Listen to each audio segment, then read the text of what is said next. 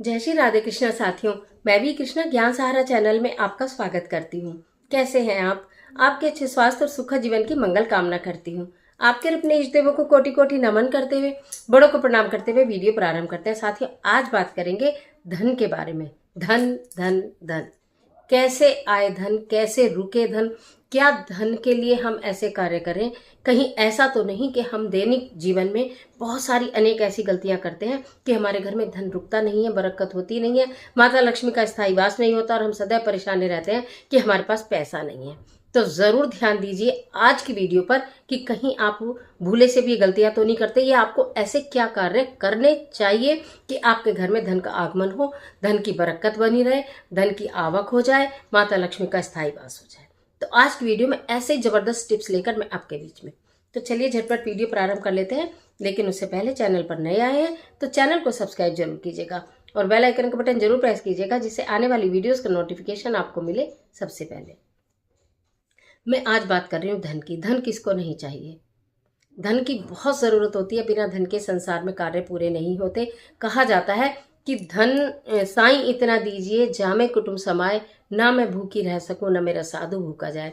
यानी कि अगर हमें बिल्कुल टाटा बिरला और अंबानी भी नहीं बनना है या नहीं बना सकते, तो कम से कम हमारे पास धन हो कि हम अपना जीवन को सुख से यापन कर सकें। और अगर अपार धन हो जाए तो फिर तो कहने क्या।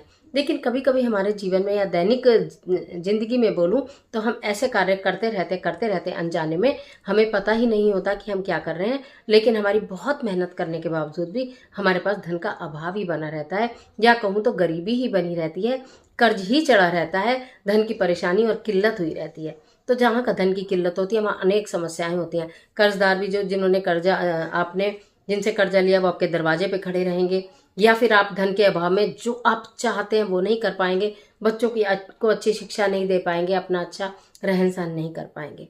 तो हम आपको कुछ आज जो मैं बता रही हूँ बातों पर गौर कीजिएगा। सबसे पहले इस बात का ध्यान कीजिए कि कहीं आपने लोहे और तांबे का छल्ला एक साथ तो नहीं पहना हुआ। कभी भी लोहे और तांबे का छल्ला एक साथ अपने हाथ में भूले से भी मत पहनिए। कभी भी घर के सदस्य सभी एक साथ घर से बाहर नहीं निकलिए।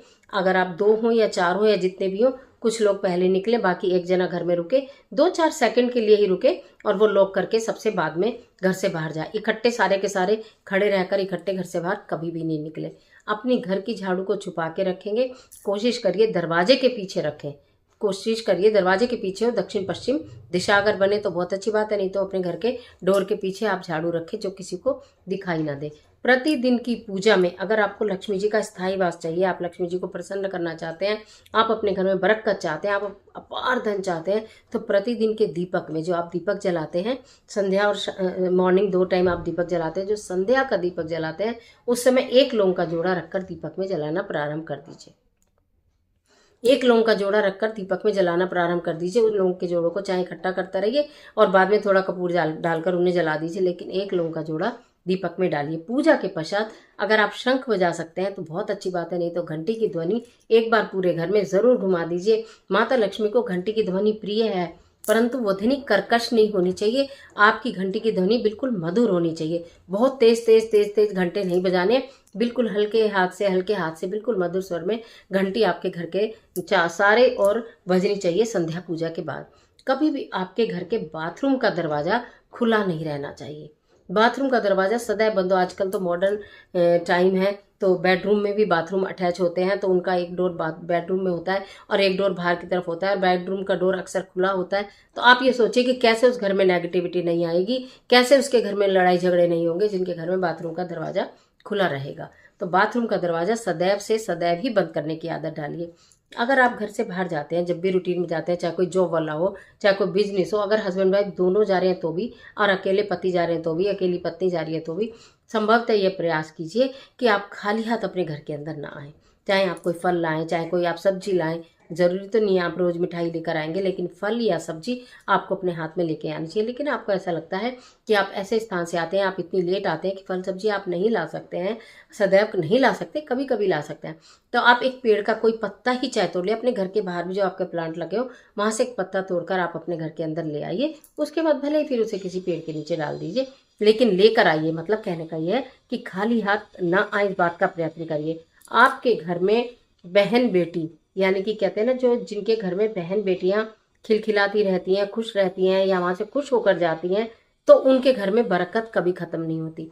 अगर आपकी कोई शादीशुदा बहन है, शादीशुदा बेटी है, वो जब भी आपके घर में आए उसको अपने मन से खूब अच्छा देकर विदा करिए। खाली हाथ कभी उसको अपने घर से जाने मत दीजिए। अगर आप रुपया पैसा नहीं भी देना चाह रहे हैं या नहीं दे सकते हैं, तो उसको कोई फल या मिठाई अवश्य लेकर देकर भेजिए। खाली हाथ भेजना बेटी को शुभ भी नहीं माना जाता और माता लक्ष्मी प्रसन्न नहीं होती, क्योंकि घर की बेटियां घर की लक्ष्मी होती हैं। बहू हो या बेटी हो, सब घर की लक्ष्मी है। अगर आपकी बेटी है तो वो किसी और के घर की बहू है। जब वो वहां जाए तो खाली हाथ ना जाए आपके घर से, इस बात का आपको ध्यान रखना चाहिए। तो ये जो कुछ मुख्य बातें मैंने आपको बताई हैं कि भी आपको प्रातःकाल, या फिर एक काम और भी करेंगे, प्रातःकाल जब आप उठते हैं तो अपने घर के मुख्य द्वार को, उन्हें बहुत सारी वीडियो में बताया, जरूर सबसे पहले स्वच्छ कर ले। चाहे आपकी मेड आती हो, वो देर सवेर भी आती हो, तो भी आप अपने घर के मुख्य द्वार को स्वच्छ करें। तो उस पानी में जरा सी हल्दी डाल लें।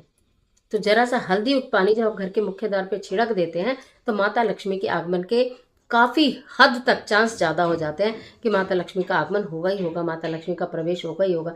घर में सुगंधित धूप जरूर जलाएं। बहुत तरह की आजकल धूप आती है, गूगल है, लोआन है, इस तरह की चंदन है, गुलाब है, बहुत तरह की धूप बत्ती आती हैं। तो संध्या समय आपके घर में अगर खुशबू महकेगी तो माता लक्ष्मी अट्रैक्ट होती है। माता लक्ष्मी खुशबू से अट्रैक्ट होती हैं। माता लक्ष्मी को कपूर की सुगंध पसंद है, माता लक्ष्मी को गुलाब की सुगंध पसंद है, माता लक्ष्मी को साफ सफाई पसंद है, माता लक्ष्मी को लड़ाई झगड़ा बिल्कुल पसंद नहीं है। अगर संध्या समय जिनके घर में लड़ाई झगड़ा क्रोध होते हैं, वाद विवाद होते हैं, माता लक्ष्मी उस घर में कभी भी नहीं ठहरती है। और आपको मालूम है कि अलक्ष्मी माता लक्ष्मी के बाहर, यानी कि अगर लक्ष्मी माता अंदर है तो अलक्ष्मी उस घर के बाहर खड़े बैठकर इंतजार करती है कि जैसे ही माता लक्ष्मी बाहर निकले और अलक्ष्मी घर के अंदर प्रवेश कर जाती है। आपको पता भी नहीं चलता कि कब आपके साथ ये सब हुआ। तो इसलिए इन सभी बातों का आप लोगों को विशेष ध्यान रखना है। कूड़ा कबाड़ा अपने घर से कोशिश करिए कि पहली बात तो इकट्ठा ना हो, और थोड़ा बहुत इकट्ठा होता भी है, हर घर में भी होता है, टूटा सामान है, फूटा सामान है, उसको आप शनिवार या अमावस्या के दिन ही घर से बाहर कीजिए। तो इस तरह की अगर छोटी छोटी बातों का ध्यान करेंगे, है तो ये दैनिक उपयोग में आने वाली बातें, यानी कि आप अपनी आदतों में शामिल करेंगे तो निश्चित आपके बच्चे भी इस चीज को फॉलो करेंगे।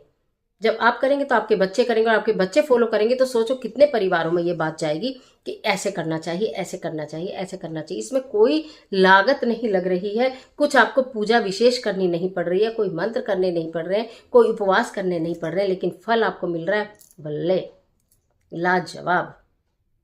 माता लक्ष्मी का स्थायी वास करने के लिए इन छोटी छोटी बातों का ध्यान जरूर रखिए। बात छोटी जरूर है पर रिजल्ट बहुत बड़े बड़े देती हैं। तो आज के लिए इतना ही, इजाजत दीजिए। आशा करती हूँ वीडियो आपके लिए बहुत उपयोगी साबित होगी। मिलती हूँ एक और जबरदस्त वीडियो के साथ। तब तक हंसते रहिए, मुस्कुराते रहिए, अपना और अपने अपनों का ख्याल कीजिए। वीडियो अच्छी लगी तो लाइक कीजिए, जितना चाहे उतना शेयर कीजिए, और कमेंट बॉक्स में जय माता लक्ष्मी लिखना बिल्कुल मत भूलिए। ईश्वर आपकी मदद करे।